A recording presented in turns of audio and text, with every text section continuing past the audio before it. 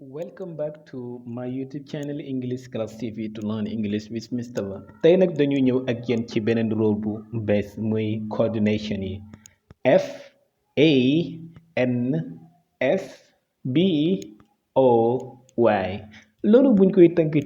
wala loolu ab tënk la ci yenn mooyoo xam ne ci English grammar dina la dimbale loolu nga xam nan ngay tëggee nan ngay liggéeyee baat yi ngay wax ci anglais. F bi lan la représenté F mooy for ci wolof mooy ngir A bi mooy N ci wolof mooy ak N bi mooy no ci wolof mooy du exemple weddi S bi mooy lan so ci wolof mooy kon waaye B bi mooy bat mooy lan mooy waje O bi mooy O mooy wala Y bi mooy yet mooy ba tey ok for and nor so but or yet for ngir and ak nor du so kon but waaye or wala yet ba tey bu dee leçon bi nag ñaari rek lañu jël ngir nga bañ koo jaawale maanaam nga bañ ci am benn problème ndax dañoo mën a duggante muy lii di and wala or ok moom la ñuy jàngat fi incha allah gannaaw ba ñu la waxee baat yi lan la ci anglais jublu ba pare ak lan lay def ci biir langue bi lan muy taxawaayam ñu ñëw leeral loolu bu ñu waxee for and nor but or yet lan ñooy lan ci anglais mooy coordination waaye bu ñu waxee coordination mooy lan ba léegi coordination means liñ ci jublu mooy combining maanaam takk maanaam linking boole two sentences ñaari phrase wala two ideas ñaari waxin ñaari xalaat wala or two words mooy ñaari baat are equal ñaari baat yoo xam ne wala ñaari sentence yoo xam ne wala ñaari idea yoo xam ne equal ñoo tolloo value mooy valeur ñoo tolloo googu nag tekkiwul ne ñoo bokkul li ñuy signifier waaye ci English grammar bi li kiy def kii mën na koo def phrase bi nuñ koy peesee phrase bi mën nañ ko peesee ñoom ñooy dox ci diggante ñaari baat wala ñaari phrase wala ñaari xalaat ngir gàttal wax ji wala ngir am leneen lu ñuy informer di saxal li weesu dëgg la wala liy jublu si moo am doute wala leneen loolu moo leen tax a jóg ñoom nag loolu rek la ñuy teg loolu mooy seen liggéey waaye baat bi li muy signifier ñoom duñu ci dolli dara niki noonu ñoom duñu ci wàññi dara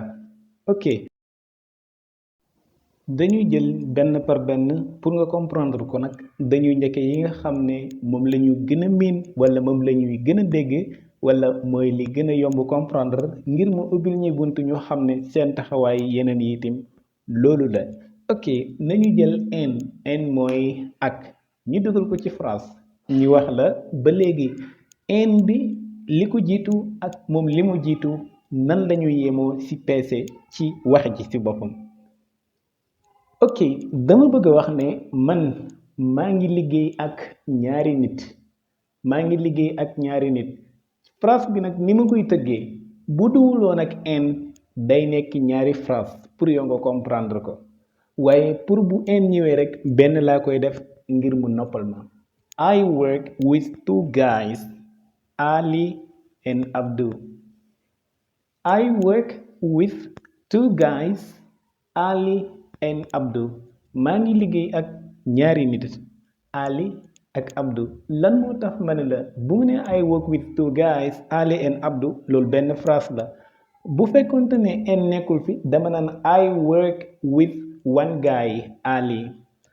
I work with one guy Abdu loolu dafa gudd wala I work with other guy Abdu loolu dafay gudd te dafay bari pour wax ci gàtt dama naan I work with two guys maa ngi liggéey ak ñaari nit may lim na leen Ali la ak Abdu kon baatu I work with two guys duma ko répété at en même temps en bi wala an bi mooy tax nga xam ne ñoom ñaar ñëpp lay liggéey ak loolu moo tax ma ne la du soppi dara ci wax ji comme mu ne Ali en dolliwut ci dara Abdou en wàññiwut ci dara teg ci comme ni may liggéeyee ak Ali noonu lay liggéeyee ak Abdou loolu mooy dafa combine two ideas wala two words yoo xam ne ñoom ñaar ñooñu Ali ak Abdou ñoo bokk même value même taxawaay ci sentence bi ni ma mën a waxee ne I work with Abdou noonu laa mën a waxee ne I work with Ali loolu mooy taxawaayu en bi ci diggante bi ok taxawaay boobu mu am nag yeneen yi des yëpp noonu la ñuy taxawee waaye dafa am yenn ci biir yoo xam ne day tegtale ne exemple fi Ali gi nekk moo wér wala fi Abdou gi nekk moo wérul maanaam mooy dox ci diggante bi wala moo am du léegi ñu jël beneen baat boo xam ne tim moo ñu gën a jege muy lan muy or muy wala léegi ñaari gaay yi lay liggéey ak muy Ali ak Abdou bu ma bëgg wax ne dinaa woo kenn ci ñoom muy Ali wala muy Abdou bu boobaa ban lay jëfandikoo mooy or maanaam I will call one of them Ali or Abdou maanaam I will call one of my workers Ali or Abdou dinaa woo kenn ci samay liggéeykat ñoom soit mu nekk Ali wala mu nekk Abdou ok I will call one of my workers dinaa woo kenn ci ñi may liggéeyal ñi nga xam ne ñoo may liggéeyal Ali or Abdou Ali wala Abdou loolu lan moo nekkoon phrase yu wér yoo xam ne mën nañ koo indi te day bari bu fekkonte ne or nekkuñ fa mooy I will call one of my workers Ali benn I will call one of my workers Abdou muy ñaari phrase yoo xam ne dafay gudd waaye boo jëlee or day tegtale ne Ali ni nga ko mën a woowee noonu nga mën a woowee Abdou loolu mooy I will call one of my workers dinaa woo kenn ci ñi may liggéeyal Ali soit Ali lay nekk or Abdou est-ce que xam nga lan moo wuutile fii ak maanaam lan moo wuutile or ak en gis nga bu ma noon I will call one of my workers ba pare na Ali and Abdou mooy phrase bi dafa yàqu ndax one laa wax te kon bu ma cité benn ci mujjantal bi foofu laa war a yem waaye waruma cité ñaar dama ne dinaa woo kenn ci ñi may liggéeyal kon mënuma wax Ali ak Abdou kon ñaar lay nekk waaye I will call one of bu ma noon I will call my workers bu ma noon I will call my workers dootuma mën a jëfandikoo or lan laa mën a jëfandikoo mooy en lan I will call my workers dinaa woo samay liggéeykat xam nga wax naan ñëpp lay woo te ñaar laa am dama naan Ali and Abdou Ali ak Abdou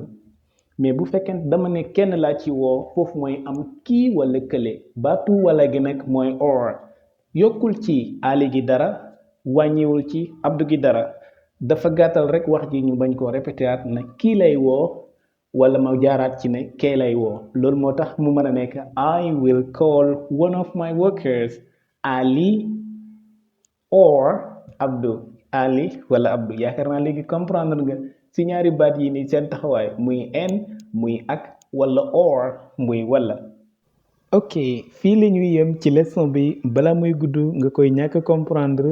dinañu ñëwaat ci benn bu nekk lan la ci anglais jublu ak nan lañ koy jëfandikoo ci France incha allah ci vidéo yi ñëwaat